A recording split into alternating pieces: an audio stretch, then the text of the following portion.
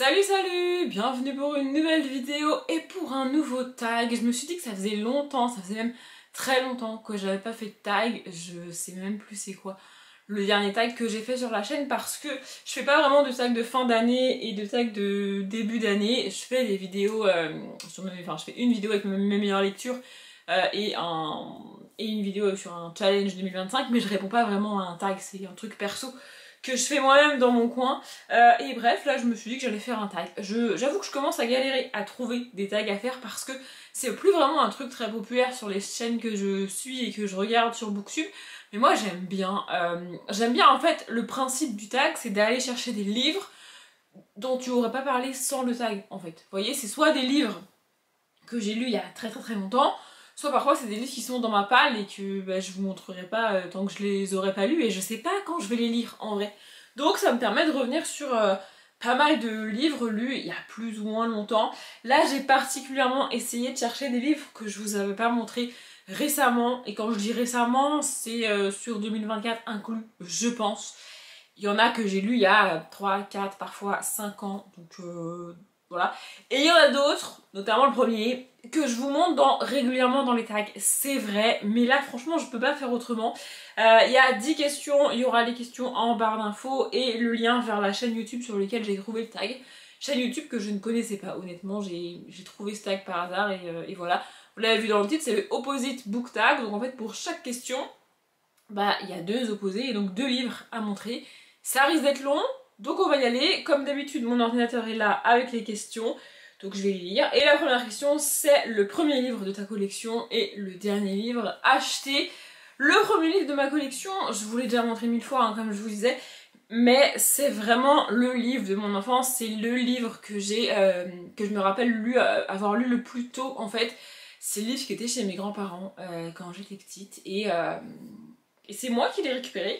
Voilà, donc ce n'est autre que Mathilda de Roald Dahl. Voilà, je vous l'ai déjà montré, notamment pour toutes les questions où il faut un livre dans un sale état, etc. Le truc est passé de main en main d'enfants, vraiment, de ma famille. Il y a des livres que j'ai lus beaucoup plus récemment que ça, qui étaient aussi abîmés, notamment les Hunger Games. Donc la Audrey de 6-7 ans, elle a pas fait attention à ça, et tous mes cousins, cousines, mes sœurs aussi, on n'a pas fait gaffe à ce livre, il est resté dehors, il a traîné dans l'eau, enfin bref. Il est dégueulasse, il est immonde, mais je l'ai récupéré, je suis contente de l'avoir.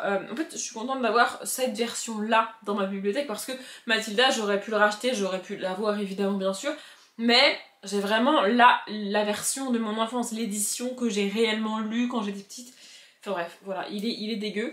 Peut-être qu'un jour d'ailleurs, je sais pas si ils ont déjà fait ça, mais peut-être que s'ils font un jour une belle édition hardback, relié, etc. de Mathilda, probablement que je me l'achèterai et j'ai pas l'impression d'avoir déjà vu ça quelque part, mais bref, en tout cas, c'est le premier livre de ma collection. Et donc le dernier que j'ai acheté, en fait j'ai passé une commande avec plusieurs livres et donc j'ai choisi un des livres de cette commande. Je l'ai aussi sorti parce qu'il faut que je le nettoie, il est taché, il est neuf hein, mais il est un peu... enfin bref, il est taché. Et donc c'est Eleanor and Park de Rainbow Rowell. Je n'ai jamais lu de Rainbow Rowell parce que je veux lire Eleanor and Park, mais je crois que c'est mieux de commencer par Carry On. Sauf que moi j'ai pas envie de lire Carry On, je veux lire Eleanor and Park. Du coup ça fait des années que je suis bloquée en mode je veux lire Eleanor and Park, mais tout le monde dit qu'il vaut mieux commencer par Carry On, mais j'ai pas envie de lire Carry On, je veux lire Eleanor and Park. Donc là je me suis dit vas-y c'est bon, stop, j'achète Eleanor and Park et je vais le lire. On verra pour Carry On plus tard. Je sais plus lequel est lequel, mais c'est l'histoire... En fait, il y en a un des deux. C'est l'histoire d'une jeune fille qui va écrire une histoire, qui écrit elle-même quelque chose, et en même temps il y a une romance, etc. Et l'autre, c'est l'histoire que cette jeune fille a écrite. Je sais pas si vous voyez, je sais pas si c'est très clair ce que je dis. Je pense que c'est assez connu comme livre. Voilà, il me semble que celui-là, il me semble que Carry On, c'est l'histoire de l'héroïne... enfin je sais pas comment formuler ma phrase, mais il me semble que celui-là, en gros, on va suivre la jeune fille qui écrit, et dans Carry On, on suit le personnage dans ce qu'elle écrit. De nouveau, je suis pas sûre que ce soit clair, mais je pense que vous connaissez ce truc et que vous savez de quoi je parle. Mais en tous les cas, j'ai envie de lire ça. Et alors je savais pas, en plus ça se passe dans les années 80. C'est marqué derrière 1986, lorsque Eleanor, nouvelle au lycée, trop rousse, trop ronde, s'installe à côté de lui dans le bus scolaire, Park, garçon solitaire et secret, l'ignore poliment. Je savais pas que ça se passait dans les années 80. Et en dessous, il y a une citation de Gayle Forman, donc autrice de Si je reste, ils ont écrit auteur sans même mettre de E, super. Une romance sexy, intelligente et tendre qui vibre au rythme du punk rock et du grand amour. J'ai trop envie, vraiment j'ai trop envie. Et sur le devant là on a une citation de John Green. Je vais pas commencer à tout vous lire parce que sinon ça va durer 4 heures. Comme je l'ai dit, il y a beaucoup de questions et beaucoup de livres à vous montrer dans cette vidéo. La deuxième question, j'ai choisi de ne pas y répondre parce que je la trouve vraiment nulle. Donc c'est un livre bon marché et un livre cher. En fait pour moi ça ne veut rien dire. C'est quoi un livre bon marché? On parle des prix neufs, on parle des prix d'occasion, parce que dans ces cas-là, n'importe quel livre qui vaut 30 balles neuf, tu peux le trouver dans 10 ans à tes 2 € d'occasion, tu vois. Ça veut rien dire un livre. Puis un livre, la formulation, un livre bon marché. Bon marché, ça veut dire que c'est pas cher par rapport à ce que c'est. Et tu peux pas le savoir sans l'avoir lu. Enfin, vraiment, cette question, en plus formulée... Déjà, tout ce qui est argent en termes de livres, je trouve ça un peu nul dans les tags et dans les vidéos comme ça, parce que 90% de ma bibliothèque, même 95% de ma bibliothèque, c'est de l'occasion ou des livres qu'on m'a offerts. C'est-à-dire que doit y avoir à peu près 5% de livres que j'ai achetés neufs dans ma bibliothèque. Vraiment. Parce que je préfère acheter d'occasion, parce que je lis pas les nouveautés, parce que je suis pas du genre à me jeter sur la dernière édition, sur le dernier livre de machin parce qu'il est sorti en grand format. Non, non. J'ai 1000 livres dans ma palle. Enfin 1000, j'exagère peut-être un petit peu, mais j'ai beaucoup de livres dans ma palle qui datent ou pas, ça dépend. J'ai des livres récents aussi. Mais je vais les lire eux, tu vois, et j'ai pas besoin d'acheter le dernier livre qui est sorti il y a une semaine, je vais attendre qu'il soit disponible d'occasion en fait. Donc bref, j'ai jamais dépensé énormément en livres. Ces derniers temps, il est vrai que j'achète de plus en plus neuf, et je passe, genre Eleanor Park, je l'ai acheté neuf, mais c'était une offre, 2 poches PKJ achetées, 1 offert. Vous voyez, je sais pas comment expliquer, mais j'ai beaucoup de mal à acheter des livres neufs. Et le livre reste le même que tu le payes 3 € dans un box d'occasion, que tu l'aies en mode offert par la maison d'édition, ou que tu le payes le prix fort en relié hardback avec la jaquette et ce que tu veux, tu vois. L'histoire c'est la même en fait. Donc, enfin bref, cette question je la comprends pas. Donc j'ai décidé de pas y répondre. Mais je l'ai quand même laissé.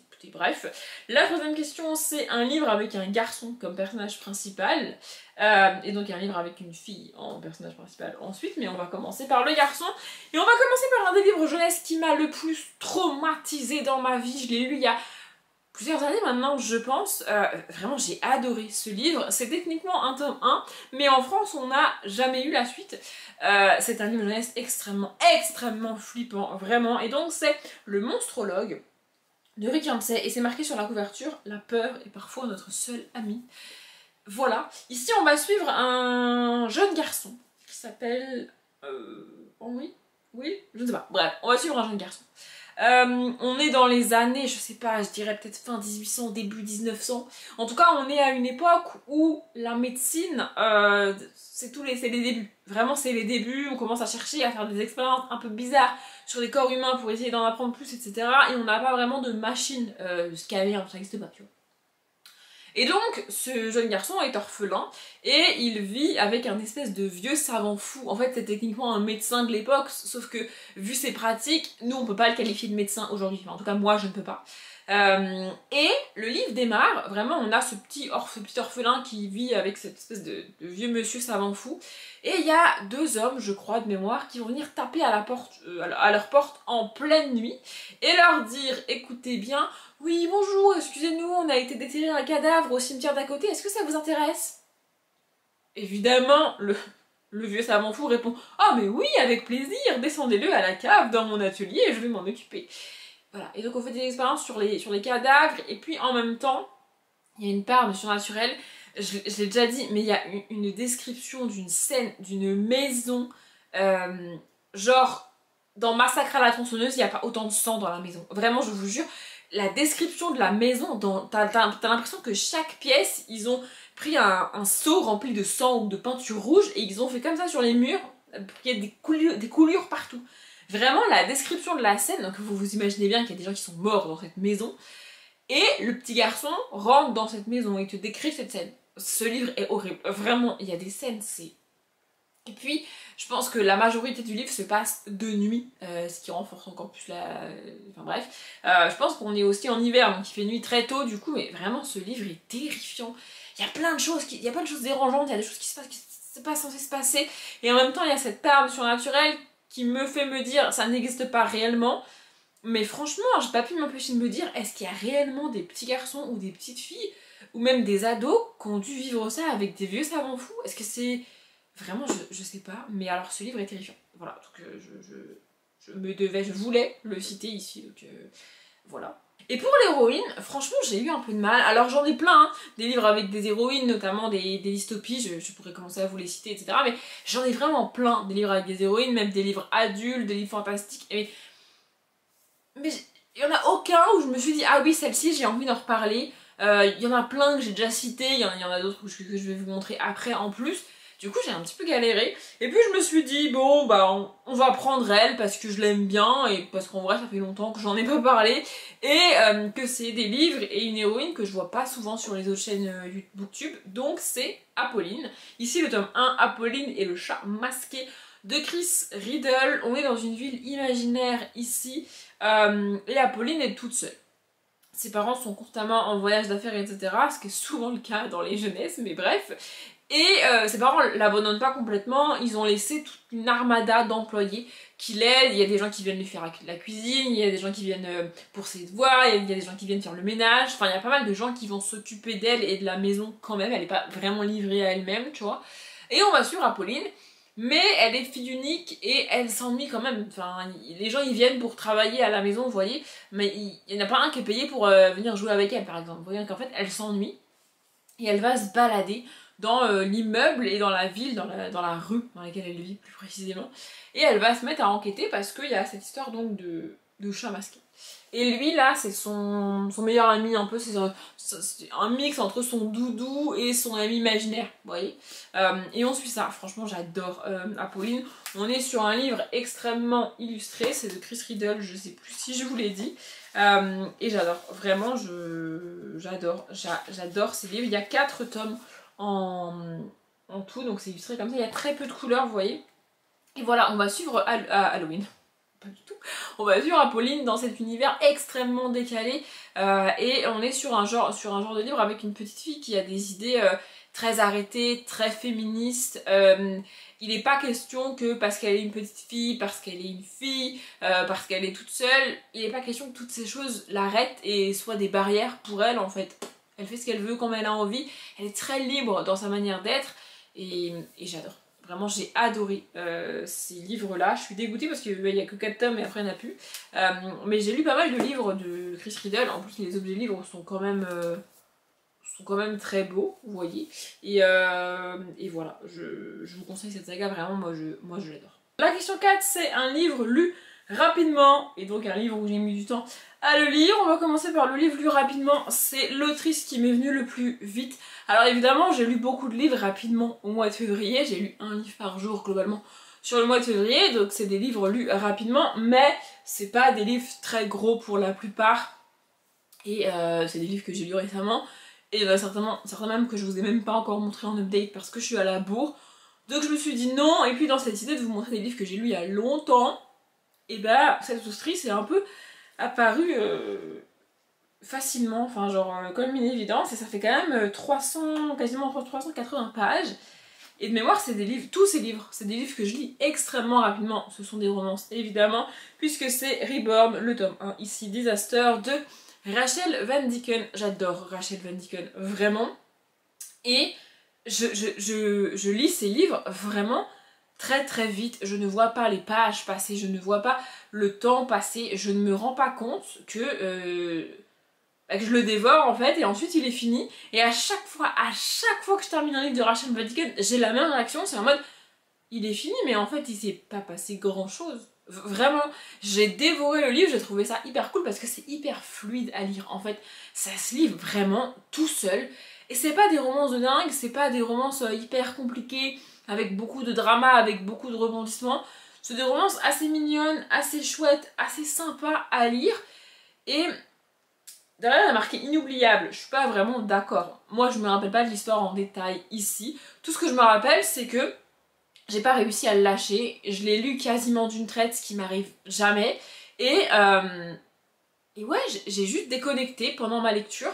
j'ai pas été capable de faire autre chose que lire le livre une fois que je l'avais commencé. Ça arrive avec d'autres types de livres évidemment, mais vraiment les Rachel Van Deeken, quand je les commence, en fait il faut que j'ai le temps de les lire et je puisse passer mon après-midi ou ma journée à lire parce que je sais que c'est ce que je vais avoir envie de faire. Vous voyez, je vais pas être... c'est même pas que je vais pas être capable de m'arrêter, c'est que je vais pas avoir envie de m'arrêter. Je vais pas vouloir m'arrêter parce que je veux lire, en fait, tout simplement. Donc vraiment, je les dévore. Alors après, c'est écrit quand même assez gros, c'est assez espacé, etc. C'est pas ultra dense, mais ça fait pas 200 pages, quoi. Ça fait quand même quasiment 400 pages et ça se lit extrêmement vite. Voilà, je pourrais pas vous dire ici de quoi on parle, mais tous les Rachel Van Deeken pour moi ce sont des valeurs sûres. En fait ce sont des livres capables de sortir, en fait de me sortir en tout cas, une espèce de mini panne de lecture, d'un moment de down, d'un mode je sais plus quoi lire, comme ça m'est arrivé il y a pas longtemps. Voilà, les Rachel Van Deeken ça marche à chaque fois, vraiment.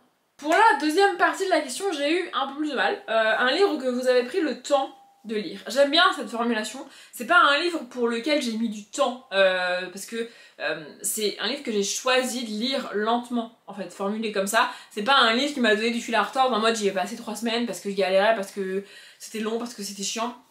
Moi, je fais pas ça. Si un livre me gonfle, si un livre me plaît pas, je ne le lis pas, je ne le termine pas.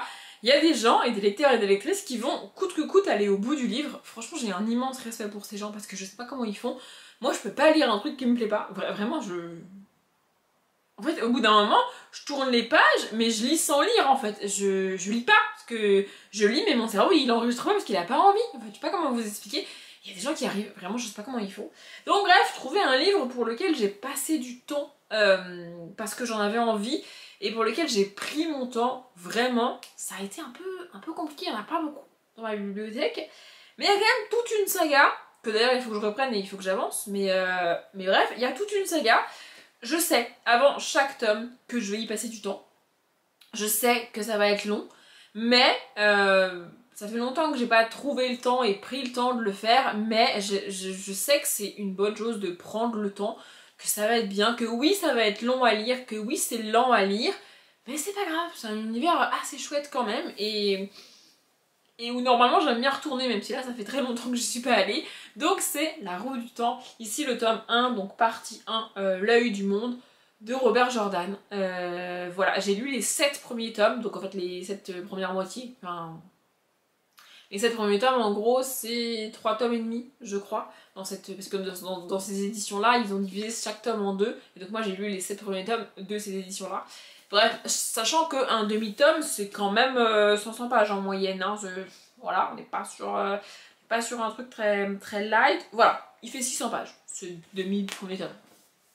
Voilà. Donc, ça prend du temps, c'est de la fantaisie adulte, c'est un univers quand même assez dense, assez lourd. Il y a de la magie, il y a des créatures fantastiques, des créatures imaginées, créées par l'auteur. Genre, on n'est pas sur, il y a un dragon, ok, c'est bon. On est sur des créatures créées par l'auteur, vraiment imaginées par lui. Ça se rapproche pour moi du Tolkien, mais c'est mieux que le Tolkien, dans le sens où il y a beaucoup moins de descriptions, il y a beaucoup moins de lenteur. Et la plume de Tolkien, pour moi, est un calvaire à lire. C'est mon avis personnel, hein, mais vraiment, je trouve que Tolkien en fait des caisses sur toutes les descriptions. Et même, l'action en elle-même est lente, alors que ici, pas tant. C'est juste qu'il se passe beaucoup de choses, et qu'il y a beaucoup d'événements, et qu'il y a beaucoup de personnages. Il y a aussi la carte est très large, et donc en fait, quand ils doivent se déplacer d'un point à un autre, bah, ça prend du temps. Mais tu vas pas les suivre jour par jour dans leur déplacement. Tu vas quand même avoir quelques pages, parce que le voyage est long, mais t'as pas au quotidien leur voyage, ce que Tolkien est capable de faire. Mais bref, voilà. Donc je suis contente de prendre le temps de lire cette saga. Ça fait très très longtemps que j'ai pas pris le temps de lire un tome. Il faut que j'y retourne, mais je vais y aller. Dans pas longtemps, c'est plus ou moins prévu dans ma tête, je vais y aller. La question suivante, j'ai aussi un peu de mal avec, mais comme j'avais déjà sauté la question 2, je me suis dit bon vas-y quand même, je vais y répondre, c'est pas très grave non plus. Donc c'est une belle couverture et une couverture moche. C'est vraiment écrit comme ça dans la vidéo. C'est subjectif évidemment. Donc j'ai choisi une couverture que je trouve vraiment très cool, vraiment très belle. Et j'ai voulu prendre précisément un des livres de cette saga-là dans ces éditions-là parce que je voulais ces éditions-là dans ma bibliothèque parce que je trouve toutes les éditions françaises absolument moches en couverture. Vraiment, je les trouve très très laides. Donc je vous laisse ces versions-là pour avoir des belles couvertures de cette saga-là dans les bibliothèques. On revient pas sur le débat de l'autrice, etc. C'est bon. Et donc j'ai choisi le tome 2 de Harry Potter. Donc Harry Potter and the Chamber of Secrets. Ouais, je le fais en VO. Donc c'est les versions VO de... Je ne sais pas c'est quoi l'édition. Mais voilà. Je voulais les versions VO parce que je trouve les VF très moches. Et je trouve cette couverture magnifique, quoi. Avec le basilic avec Harry. Et puis derrière, évidemment, on a Dobby. Mais ouais, et puis il y a aussi le phénix, l'épée. Enfin, cette couverture est très belle, très réussie. Et avec tous les éléments importants du bouquin. Alors que la couverture du tome 2, notamment de chez Folio Junior, là, Gallimard, franchement, elles sont dégueu les couvertures françaises. Je suis désolée, mais elles sont vraiment très moches. Et celle-ci, je la trouve très belle. Voilà. Et alors en couverture moche, j'ai déjà montré ce livre-là en couverture moche dans un tag, mais ça serait une insulte de montrer un autre livre. C'est-à-dire que si je choisis un autre livre avec une couverture moche dans ma bibliothèque, c'est une insulte pour ce livre par rapport à celui-là. Parce que cette couverture-là est immonde, elle est dégueulasse, vraiment. C'est un montage photo digne des années 70, alors que le livre est sorti en, tenez-vous bien, 2018. Ça, c'est dégueulasse, vraiment c'est dégueulasse. J'ai hésité à vous sortir tous les tomes de la saga, mais je me suis dit ça va faire beaucoup, et ça fait déjà beaucoup de trous derrière dans mes bibliothèques, donc je les ai pas tous sortis. Mais alors vraiment, j'adore l'autrice, j'adore les histoires, mais Wild Man, le tome 1 de Jake Ronover, c'est dégueulasse. Non mais, ce montage est immonde. Vraiment, cette espèce de paysage avec ce visage en haut et puis ce cheval en... Alors, je dis pas, hein, ça correspond à ce qui se passe à l'univers, on est sur les grandes plaines du Kentucky ou un délire comme ça, à base de cow-boys, chevaux, etc. Le Wyoming, pardon. Je dis pas, tu vois, mais le montage kitsch, non. Pas en 2018 en fait, enfin... En fait, cette couverture-là, sortie sur un livre qui date des années 70, c'est kitsch, mais je trouve ça cool de l'avoir dans ma bibliothèque. Parce que c'est des années 70, c'est un peu historique, c'est collector, etc. Tu vois, mine de rien. Mais pas sur un livre qui date de 2018, vous voyez. Enfin, genre, c'est pas... Non, pas sur un livre qui date de 2018. Enfin bref, voilà, Et puis il y a 3 tomes dans la saga. Les 3 tomes sont comme ça. Hein. Je sais pas s'ils les auraient édités, ressortis récemment avec des couvertures mieux. Mais là, vraiment, je vais les garder comme ça parce que... parce que c'est comme ça que je les ai lus, mais ouais, les couvertures, c'est pas possible, quoi. La question 6, c'est un livre français, et donc un livre pas français, enfin un livre d'un auteur ou d'une autrice étrangère par rapport à la France.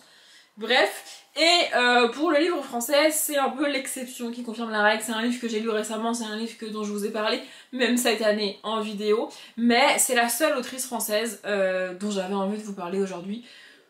Donc je me suis dit, c'est pas grave, je vais remontrer ce livre-là. Donc c'est Crime surnaturel, le tome 1, Chaudron de bruyère de Pauline Cidre. Je l'ai lu en fin d'année dernière, il me semble, et il est dans ma meilleure lecture de 2024, donc je vous l'ai représenté dans ma première vidéo de 2025, à savoir mon bilan annuel, etc. Mais vraiment, j'ai adoré ce bouquin, j'ai adoré cette ambiance. On est dans un petit village français sur fond de sortilèges, donc c'est les héritiers des sorcières et sorciers qui ont des pouvoirs, mais pas vraiment, enfin, pas comme les sorciers de l'époque. Bref, et donc on va suivre 2 enquêteurs et un sortilègeant qui vont s'unir pour essayer de comprendre ce qui se passe dans un petit village français. Ils retrouvent des cadavres, mais des cadavres pas tués par un humain en fait. C'est assez bizarre, il y a une sorte de magie là-dessous, etc. Et on va enquêter là-dessus. On a aussi des passages qui se passent en 1500, 1600. Des personnages qui ont vécu dans ce village-là. A priori, évidemment, tout ça serait lié. Et on va suivre ça. Franchement, j'ai adoré cette histoire, j'ai trouvé ça absolument génial. On est sur un tome 1 et on n'a pas la suite encore. Donc je sais pas ce que fait Pauline Cidre, je sais pas pourquoi les éditions du Chat Noir n'ont pas sorti la suite, mais moi je veux la suite en fait. Enfin genre à un moment donné, c'est quand vous voulez, hein, vraiment. J'ai adoré ce livre, vraiment j'ai adoré ce livre. Je me suis pas encore vraiment renseignée sur ce que Pauline Cidre a écrit d'autre, faut que je le fasse, il faut que je lise autre chose d'elle si c'est possible, parce que voilà. Mais vraiment j'ai adoré, donc je vous recommande ce bouquin à nouveau.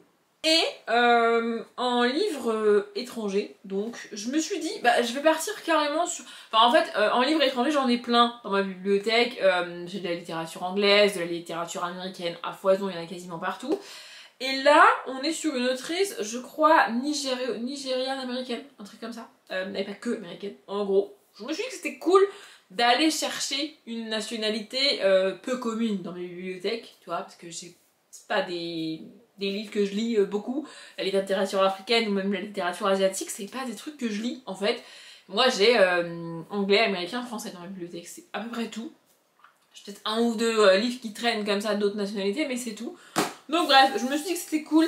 Et aussi, c'est une saga pour laquelle j'attends avec extrêmement d'impatience le tome 3. Il est sorti en 2024 en VO. J'espère qu'on va l'avoir en peu de temps, dans peu de temps en français.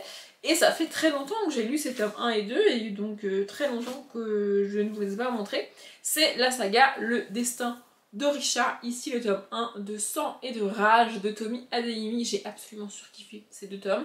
Il est certain que je vais relire les tomes 1 et 2 avant de lire le tome 3, c'est sûr et certain. Vraiment j'ai adoré. On est sur l'histoire d'une jeune fille qui essaye de comprendre ce qui se passe avec la magie. On est dans un univers où il y a de la magie, mais le roi n'a pas de magie, le roi déteste la magie et le roi a banni la magie. Il a tué beaucoup de monde pour ça. Et nous on va suivre une jeune fille qui s'appelle, je ne sais plus comment, Zélie, qui va se retrouver un peu contre sa volonté, enfin c'est pas, en fait c'est pas elle qui décide, tu vois, ça lui tombe un peu dessus, mais elle va se retrouver à essayer de comprendre la magie, essayer de retrouver la magie. Il y a aussi toute une histoire avec des gens qui vivent au château, près du roi, etc. Je vais pas trop en dire. Et donc on suit ces aventures-là. Honnêtement, j'ai pas énormément de souvenirs de cette saga. Je sais pas en détail l'histoire et ce qui se passe, etc. C'est pour ça que je vais les relire, les tomes 1 et 2, avant de lire le tome 3, quand il sera sorti. J'espère bientôt. Mais ce que j'ai en souvenir, c'est surtout les personnages. Je me suis énormément attachée aux deux personnages principaux, donc Zélie et le personnage principal masculin. Pour vous donner un ordre d'idée, le personnage principal masculin est pour moi très très proche de Pita. C'est-à-dire que j'aime ici le personnage masculin quasiment autant que j'aime Pita.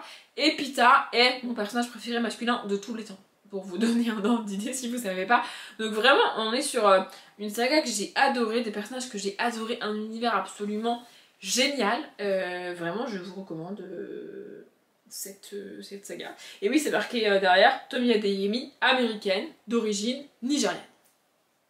Donc, pas français quoi. Mais j'espère qu'on aura vraiment bientôt le tome 3 parce que j'ai hâte. Et ce tome 1 commence à dater, hein. Je sais pas de quand il date, mais 2019 quand même. S'agirait de nous donner le tome 3 maintenant. La question suivante, c'est très drôle d'avoir les livres l'un à côté de l'autre. Donc c'est un livre mince et un gros livre. Je vais vous les montrer côte à côte. Je sais même pas si vous voyez le petit à côté. Voilà. Donc le livre mince que j'ai choisi, combien de pages il fait? Je sais même pas. 200? Même pas. Il fait 123 pages. Voilà. Et donc c'est Antigone de Jean Anouilh. Voilà, j'en ai plein, des petits livres, des petits livres jeunesse. J'en ai plein. Mais je me suis dit que j'allais montrer Antigone. J'adore Antigone. J'ai lu Antigone quand j'étais au collège ou au lycée, je ne sais plus. C'est l'une des rares lectures imposées que j'ai vraiment adoré. Et je l'ai relu peu de temps après avoir ouvert ma chaîne, j'en avais parlé, je ne sais plus, mais je l'ai relu. J'adore Antigone, vraiment. C'est l'histoire d'une jeune fille qui a deux frères. Au moins, peut-être qu'il y en a plus, mais en tout cas, il y en a deux qui sont importants dans l'histoire. Donc elle a deux frères. Ces deux frères vont se battre et s'entretuer. Il y en a un des deux qui va avoir un enterrement religieux pour qu'il puisse reposer en paix, que son âme repose, etc. etc. Et l'autre, la famille va décider que c'est de sa faute, que c'est lui le coupable. Et donc ils vont littéralement laisser son corps pourrir sur les lieux, comme ça, il aura rien. Antigone et sa famille sont très religieux, donc pour eux c'est très fort de faire ça. Et Antigone n'est pas d'accord et elle va essayer de sauver l'âme de son frère en allant mettre de la terre, un tout petit peu de terre sur le cadavre. Donc évidemment ça va pas très bien se passer, etc. J'adore cette histoire, vraiment j'adore cette histoire. De base c'est une histoire de Sophocle, mais moi j'ai lu vraiment cette version là et j'adore cette version là, donc voilà. Et le pavé en gros de ma bibliothèque, c'est l'un des 3 plus gros livres de ma bibliothèque. Il se bat avec le tome 4 de l'héritage de Christopher Paolini et le tome 5 de Harry Potter, donc de J.K. Rowling. Mais j'ai choisi celui-là, que vous avez deviné ce que c'est. Il fait plus de 900 pages. Je crois qu'on est pas loin des 1000 avec celui-là. Ah voilà, il fait 988 pages. Il est dans le top 3. Je sais plus où dans le top 3, mais il est dans le top 3. Et donc c'est Winter autrement dit le tome 4 des Chroniques lunaires de Marissa Meyer. Les 3 premiers tomes sont plus petits, hein, c'est pour ça que je vous montre le tome 4. Vraiment, j'ai adoré cette saga. Elle fait partie des sagas qui sont dans un coin de ma tête en mode je vais les relire un jour. Ça fait quelques années maintenant que tous les ans je choisis une saga et je la relis. L'année dernière c'était Hunger Games, cette année c'est Divergente. L'année prochaine, honnêtement, ce sera soit Le Destin de Richard sur le tome 3, soit Les Chroniques lunaires. A priori on est sur ça, j'ai pas encore officiellement décidé, hein. On est au mois de mars au moment où je filme cette vidéo, j'ai encore le temps de me décider, mais voilà, on est sur un pavé. J'ai adoré les Chroniques lunaires. Les Chroniques lunaires, c'est des réécritures de contes. Donc dans le tome 1, c'est Cendrillon. Le tome 2, il me semble que c'est le Chaperon Rouge. Le tome 3, c'est Réponse. Et ici, donc, bah, c'est Blanche-Neige. Et donc on a vraiment une héroïne par tome, mais c'est vraiment une histoire qui s'étire sur les 4 tomes. C'est juste qu'on change d'héroïne. C'est hyper bien construit, c'est hyper bien fait par l'autrice. Vraiment, j'ai adoré. Et je me rappelle, quand j'ai fini ce tome 4, en fait, quand j'ai commencé ce tome 4, j'étais en mode un peu déjà triste parce que c'est le dernier. Mais bon, j'ai quasiment 1000 pages à lire. C'est pas mal, tu vois. Et bah, je suis arrivée à genre 2-3 pages de la fin. Et je me suis rendu compte que j'étais à 2-3 pages de la fin. Et je ne voulais pas terminer. Je venais de lire littéralement 980 pages, plus les tomes d'avant, et je ne voulais pas que ça s'arrête. Vraiment, j'ai adoré cette saga, j'ai surkiffé cette saga, j'ai trop envie de la relire, et si jamais vous ne l'avez pas encore lu, qu'est-ce que vous attendez? Vraiment, il faut y aller à un moment donné. La 8e question, c'est un livre de fiction et une histoire vraie. Bon bah alors pour un livre de fiction, j'avais le choix entre quasiment toute ma bibliothèque. Il y a très peu de livres de non-fiction et de biographies, etc. qui sont dans mes bibliothèques. Et j'ai choisi une autrice pas assez connue à mon goût. Une autrice qui mérite tellement d'être lue et relue et présentée à tous les enfants de la Terre que j'ai choisi du coup. Donc c'est Le Temps des magiciens. Ici le tome 1, Le magicien, la guerrière et la petite cuillère de Cressida Cowell. Voilà, Cressida Cowell, si vous ne le savez pas, c'est l'autrice de Harold et les dragons qui a été adaptée par Disney Pixar ou DreamWorks, je sais plus. Mais en tout cas en dessin animé, donc sous le titre Dragon. Voilà, c'est inspiré des livres de Cressida Cowell. Et donc ici c'est une toute autre histoire avec un magicien, avec une guerrière, comme c'est écrit dans le titre. Et donc avec beaucoup de magie et j'ai adoré cette histoire. Il y a 2 tomes en tout, enfin en tout il y en a plus, mais en France on n'a pas eu la suite. Comme pour Harold et les dragons, la fin des sagas n'est pas traduite, je sais pas pourquoi. En fait, je sais pas pourquoi ça fonctionne pas en France. Parce que si la fin des sagas sont pas traduites, c'est parce que les premiers se vendent pas assez. Vous voyez, au bout d'un moment, les éditeurs ils arrêtent de traduire et c'est normal, tu vois. Mais pourquoi ça... J'arrive pas à comprendre pourquoi ça fonctionne pas, parce que moi je trouve ça absolument génial. C'est un peu horrifique, c'est un peu flippant pour les enfants, mais ça reste pour les enfants.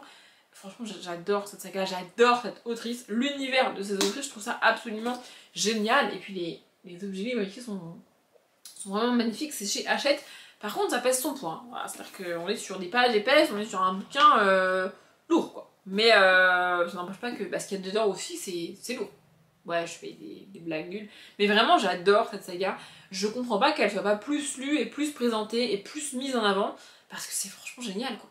Et pour ce qui est de l'histoire vraie, j'ai sorti ce que je pense être le livre le plus triste, le plus poignant et le plus difficile à lire que j'ai dans mes bibliothèques, d'autant plus parce que c'est une histoire vraie. Le titre parle pour lui-même, ça s'appelle Moi, Lily, violée, prostituée de Lily Linder. Voilà. Donc c'est une histoire vraie racontée par cette jeune fille. Je vais vous lire le résumé parce que j'ai beaucoup de souvenirs de ce livre-là. C'est extrêmement poignant, c'est extrêmement touchant à lire. D'autant plus quand tu sais que c'est vrai. Il y a même des scènes où tu peux pas t'empêcher de te dire non mais c'est pas possible, c'est pas arrivé comme ça dans la vraie vie. Eh bien si. Et j'ai peur de trop en dire ou de pas assez en dire. Donc je vais vous lire ce qui est marqué derrière. Je fais ça quasiment jamais. Mais là je trouve ça mieux. Violée à 6 ans, Lily n'a jamais réussi à raconter l'indicible. Elle se livre enfin. Petite fille abusée par ce voisin que sa mère trouve si gentil, adolescente meurtrie, Lily tombe dans la spirale de l'anorexie. Mais à l'âge de 17 ans, elle va revivre son pire cauchemar, une journée d'horreur absolue dont elle refusera de parler. À 20 ans, la jeune femme traumatisée tente de vaincre son dégoût du sexe et des hommes en se prostituant. C'est alors qu'elle va se mettre à écrire pour soulager sa souffrance. Grâce à ce récit, elle parvient enfin à révéler ce que fut cette journée atroce dont elle a toujours gardé le secret. Il y a des gens qui ont des vies vraiment horribles, il y a des gens qui enchaînent les galères au quotidien, mais alors Lily Linder a une vie particulièrement horrible, vraiment. Je vais juste rajouter quelque chose, ce voisin qui la viole, en fait, ça se passe tellement tôt dans sa vie que elle met littéralement des années avant de comprendre que c'est pas normal et que ça se passe pas comme ça pour tout le monde. C'est horrible en fait. Ça lui arrive tellement tôt et tellement jeune qu'elle croit que c'est normal. C'est horrible. Enfin bref. Et donc ensuite, bah, il y a toute sa vie qui est racontée ici. Et c'est une biographie. Je ne vais pas ajouter grand chose de plus. Si ce livre vous intéresse, je pense qu'il y a moyen de le trouver quelque part et de se le procurer. Voilà. On va revenir à quelque chose de beaucoup plus léger avec la question 9. Donc la question 9, c'est un livre romantique et à l'opposé un livre plein d'action. Pour le livre romantique, j'ai eu un peu de mal parce que j'ai beaucoup de romances dans les bibliothèques, mais j'ai beaucoup de romances avec pas mal de rebondissements, pas mal d'actions, il y a des événements un peu compliqués, un peu traumatiques, on aborde des thématiques difficiles, alors c'est cool dans les romances, mais là je voulais une romance vraiment toute douce, vraiment toute mignonne, et je vous avais déjà montré, je vous ai déjà montré Rachel Von Dickel. Du coup, ça, c'était un peu dans la mouise, mais j'ai fini par trouver L'amour, la vie et ma liste de Casey West. On est sur une romance young adulte, vraiment la mignonnerie incarnée pour passer un bon moment cosy dans ton plaid ou alors sur la plage tranquille, ça marche dans les deux cas. En gros, ici on va suivre une jeune fille qui est au lycée. Je vais voir si c'est sa dernière année, c'est son dernier été avant d'aller à la fac, un truc comme ça. Et elle va écrire une petite liste de choses qu'elle voudrait faire sur cet été-là, parce qu'elle part pas en vacances, elle reste chez elle, etc. Et elle va faire toutes ces choses avec son meilleur ami. On se doute assez rapidement qu'il y a un truc entre les deux, tu vois. En fait, les deux sont en mode j'aimerais bien être plus que son ami, mais on est meilleurs amis, donc je peux pas lui dire. C'est extrêmement mignon, c'est extrêmement touchant à lire. Vraiment, j'ai adoré ce livre, j'ai trouvé ça hyper chouette, hyper cool. Et tout au long du livre, elle va faire ses missions sur cette liste. Et en même temps, on va voir l'histoire se développer entre eux. Enfin bref, j'ai adoré cette histoire, j'ai trouvé ça hyper mignon, hyper chou, hyper touchant. C'est une romance vraiment sans prise de tête, sans aucun drama et quasiment sans aucun problème. Le seul problème, c'est qu'ils communiquent pas vraiment. Mais en même temps, s'ils communiquaient au début, bah, le livre durerait 10 pages et ça serait nul, tu vois. Donc voilà. Et pour ce qui est du livre plein d'action, j'ai choisi une héroïne que j'adore. Elle est aussi mon héroïne préférée de toute ma bibliothèque. J'ai fait un top 10 de mes héroïnes et de mes héros préférés. Et donc elle est numéro 1. C'est Madame Charley Davidson. Ici le tome 1, première tome sur la droite de Darida Jones. La seule raison qui fait que j'ai pas encore relu cette saga, c'est qu'on n'est pas sur une trilogie ou sur une saga de 4 tomes, on est sur une saga de 12 ou 13 tomes. Voilà, ça va prendre du temps. Mais probablement qu'un jour je la relirai. J'ai adoré cette saga, vraiment. Et alors, à niveau rebondissement, franchement, on y est. Dans chaque tome, c'est simple, on a une enquête policière. La particularité de Charlotte Davidson, c'est que depuis toujours, elle voit les fantômes. Voilà. Son père est flic, ça se passe à Albuquerque de mémoire. Son père est flic, et du coup, elle voit les fantômes. Il y a des gens qui la croient, il y a des gens qui la croient pas. Elle a extrêmement galéré quand elle était adolescente, etc. Mais là, on la suit, elle a une trentaine d'années, je pense, un truc comme ça. Et donc, elle a elle-même intégré... non, elle a pas intégré la police, mais elle a ouvert son agence de détective privé, en gros.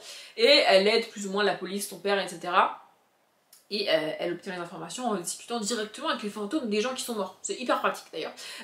Vraiment j'adore, il y a énormément de scènes d'action, de rebondissements, il y a des thématiques très fortes qui sont abordées. C'est pas une saga tranquille à lire.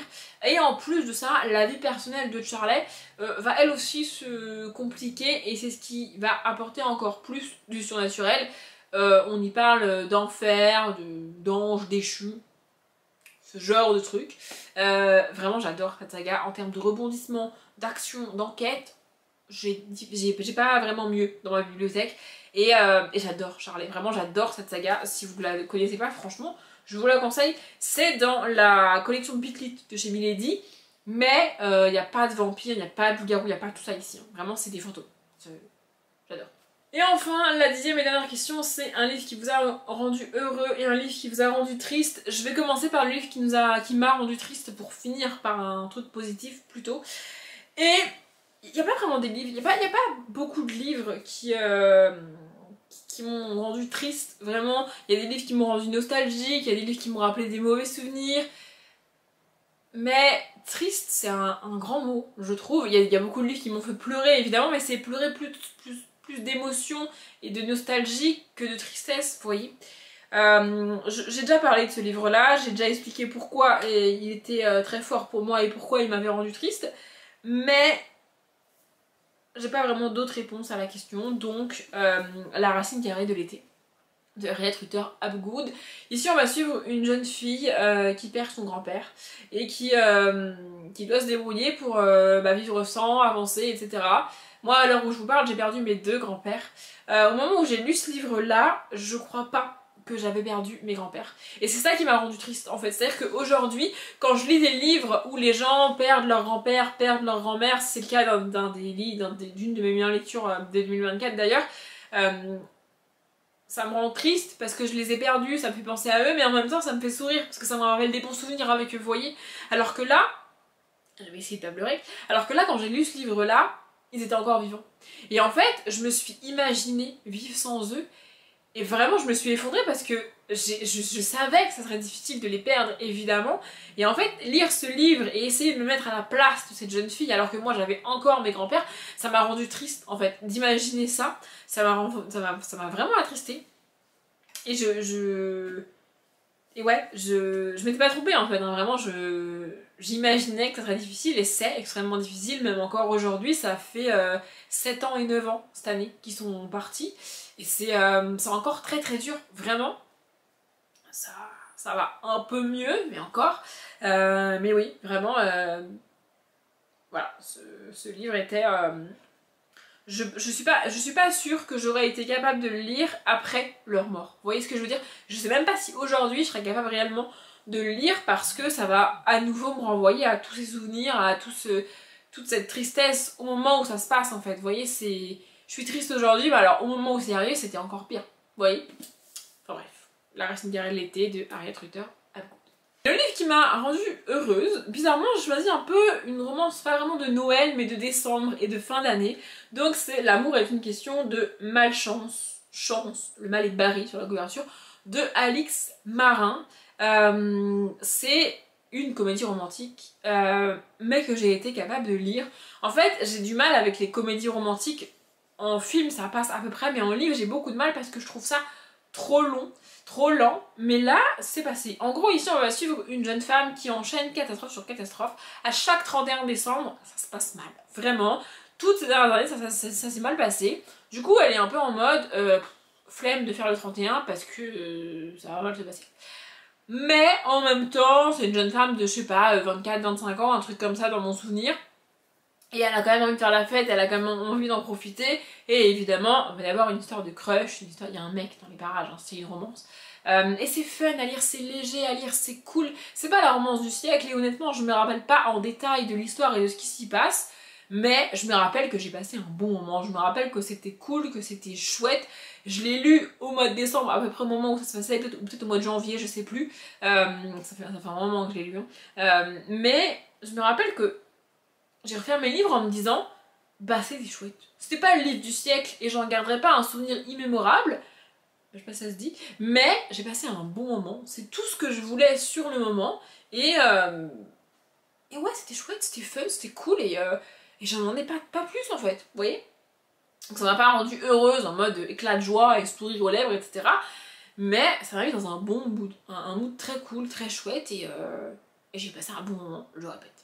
Je pense que cette vidéo est bien assez longue, donc je vais pas la rallonger pour rien. Si vous voulez répondre aux questions en commentaire, n'hésitez pas. Si vous voulez réagir à ce que j'ai dit ou à un des livres que j'ai présenté, vous pouvez aussi, ça me ferait plaisir. Bref, je vais m'arrêter là. Comme d'habitude, je vous souhaite une bonne journée, un bon après-midi, un bon appétit ou une bonne nuit. Et je vous dis à bientôt.